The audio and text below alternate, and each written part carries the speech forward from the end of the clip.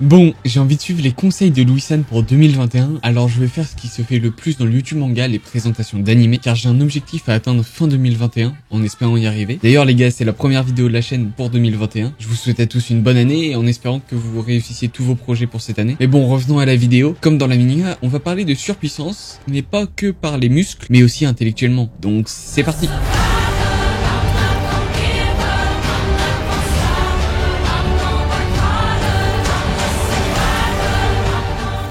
Suite au film Fate Grand Order The First Order, nous vient la saison préférée des fans de Fate, l'arc Babylone. La plus vieille époque du monde, j'ai nommé la Mésopotamie antique. C'est l'histoire du dernier master Fujimaru Litsuka et son servant Mash, qui doivent sauver la singularité de Gilgamesh, le roi des héros. Suite au film Grand Order The First Order, le futur a été dévoilé aux yeux de Chaldea. L'organisation où se trouvent Fujimaru et Mash, et le seul moyen est de trouver les 7 Graals à travers le temps. Et voilà donc pourquoi nos héros se retrouvent à Uruk en compagnie de Gilgamesh. Mais comme si le roi des héros allait donner gratuitement le Graal, il faut savoir qu'à cette époque, Gilgamesh avait tous les trésors du monde, même le One Piece.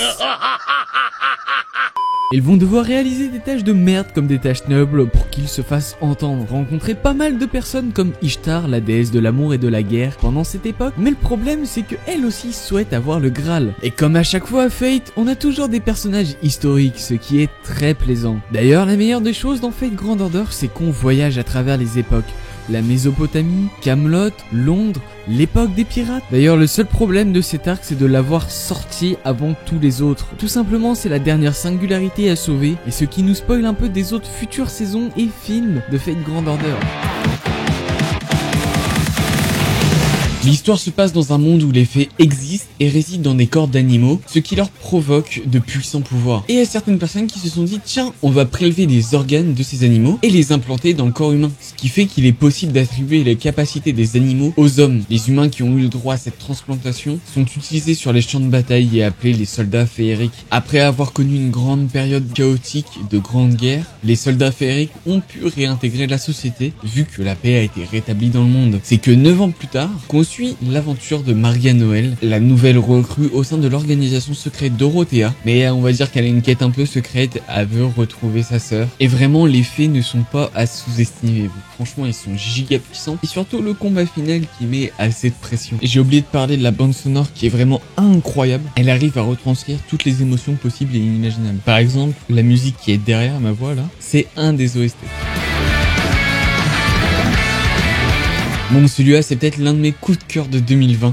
Donc, en fait, l'animé, il se passe plusieurs années avant. Une mystérieuse forme de vie nommée Gadol a presque exterminé l'humanité. Le si peu de restes d'humains qu'il y avait habite désormais dans Décadence. C'est une immense forteresse qui bouge, qui fait à peu près 3000 mètres de haut, construite pour faire face au Gadol. Donc, les habitants de Décadence se divisent en 2 catégories. Les Gears, qui sont des guerriers qui combattent les Gadol, et les Tankers, des personnes ne possédant aucune compétence au combat, et donc restent dans Décadence et font tout plein de métiers. Un jour, Natsume, une Tankers qui rêve de devenir un Gears, donc un guerrier, fait la rencontre de Kaburagi, un réparateur d'armure. Donc Natsume, c'est une fille genre ultra positive qui n'abandonne jamais un rêve, et malheureusement Kaburagi, c'est un homme beaucoup trop réaliste et qui a abandonné les siens. Mais leur rencontre va tout faire changer, et c'est à partir de là qu'en fait ça va être super cool. Et pourquoi je dis que l'animé est genre trop bien, c'est pour tous les retournements de situation qu'il y a eu, mais l'animé que tu crois dans les premiers épisodes n'est pas le même qu'à la fin. Si je peux teaser un peu, ce que tu crois humain ne l'est pas.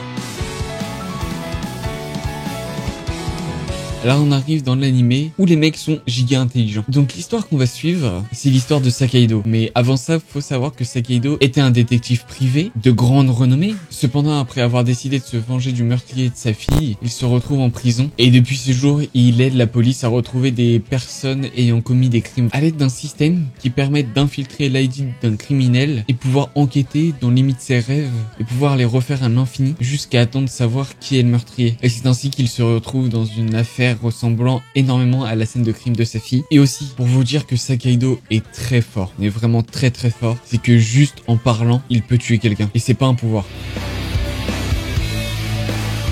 On rentre dans un anime un peu plus connu mais qui est toujours cool à ce jour. Dans Kill la Kill, il y a un académie qui s'appelle l'académie d'Onoji, qui est un lycée qui est régné par la puissance, ou on va dire plutôt la peur et la terreur. Il est gouverné par un conseil des élèves, mais ils ont une particularité, c'est qu'ils ont un uniforme spécial qui se nomme Goku. En gros, ça leur permet d'être plus forts que les autres, et ça fait qu'ils ont une puissance hors norme, et ça fait que ceux qui les embêtent peuvent vraiment les détruire en fait. C'est alors qu'on va suivre l'histoire de Ryoko Matoi, une fille qui a la particularité d'une arme, c'est un demi-ciseau, mais pas un petit ciseau, mais un ciseau géant, et elle recherche le possesseur de l'autre moitié, qui est l'assassin de son père. Et dans le but de le retrouver, elle va devoir aller là où toutes les personnes sont fortes, c'est bien sûr l'académie d'Onoji. Et pour s'assurer, elle va devoir défier la présidente du conseil des élèves, Satsuki Kiriyuin. Franchement, ça faisait longtemps que j'avais pas vu l'animé, et c'est un pur plaisir, même après 3 ans sans le voir. L'animation, ça va peut-être vous paraître bizarre au début, mais au bout de 2 à 3 épisodes, vous allez vraiment apprécier. L'histoire est vraiment cool à suivre, d'ailleurs, vous allez pouvoir voir plusieurs états d'esprit différents. Je vous le recommande vraiment.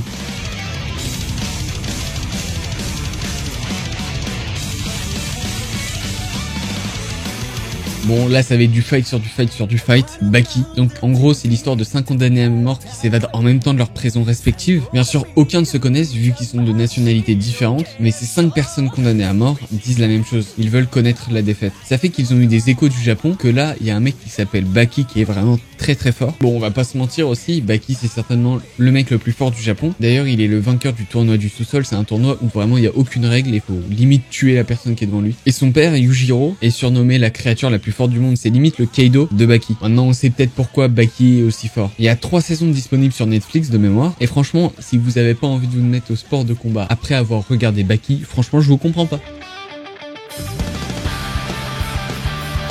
Alors Gate, c'est un isekai, donc c'est l'histoire d'un portail qui s'ouvre sur la Terre en plein centre de Tokyo. Il relie 2 mondes, donc notre monde actuel et un nouveau monde. Le problème c'est que ce nouveau monde attaque notre Terre, et dans cette bataille, on va suivre un otaku et militaire qui s'appelle Yoji Itami. Il était en pleine convention et décide de partir comme tout homme devrait faire et aider ses proches, sauf que lui il va aider les policiers. Après que l'armée ait vaincu l'autre monde, Yoji est récompensé par ses actes et est promu second lieutenant de l'armée. Et quelques mois plus tard, le gouvernement japonais a décidé d'explorer le nouveau monde, et comme vous le savez, tous les grands hommes qui ont marqué l'histoire ont voulu conquérir quelque chose. Donc ça fait qu'on va suivre l'unité de reconnaissance de Yoji dans ce nouveau monde. Ils vont faire la connaissance de leurs habitants, sympathiser ou même avoir certains problèmes. Franchement, pour un isekai, c'est super cool parce que on switch entre 2 mondes, le nouveau monde qu'on ne connaît pas et notre monde à nous.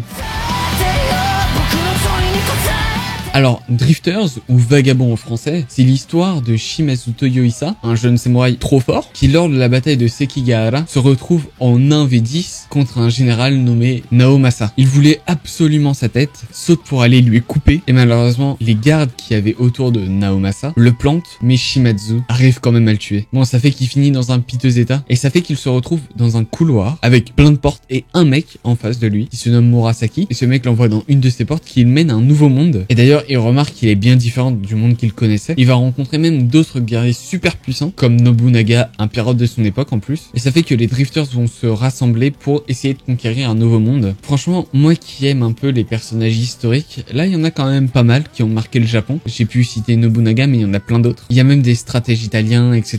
Franchement, c'est super cool à suivre. Je vous le recommande aussi grandement. Voilà les vidéos terminées, j'espère que ça vous aura plu. N'hésitez pas à liker, commenter et partager. Sur ce, c'était Keito, Jad Namina.